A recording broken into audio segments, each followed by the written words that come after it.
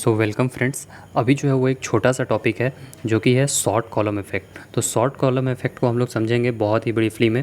तो देखिए short column effect क्या होता है कि जब भी हमारा अर्थक्वेक आता है तो अगर क्रॉस सेक्शन एरिया सेम होगा तो जो शॉर्ट कॉलम होगा, शॉर्ट मतलब छोटा कॉलम, तो वो जो है वो उसमें ज़्यादा जो है वो फोर्स एक्सपीरियंस करेगा और उस वजह से जो है वो वहाँ पे डैमेज ज़्यादा होगी।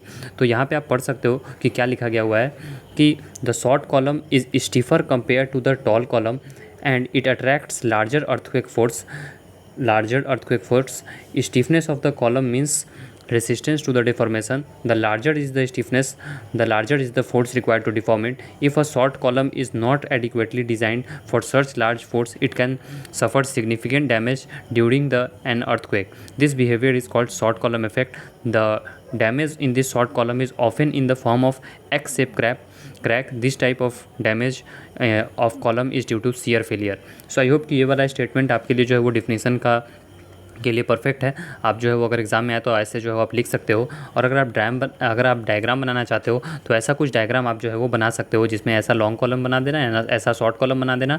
और इसमें चूँकि अगर हम डेल्टा की वैल्यू सेम मान ले और के की वैल्यू सेम मान ले तो जो शॉर्ट कॉलम है उसमें ज़्यादा हॉरिजॉन्टल फोर्स आएगा as compare to long column.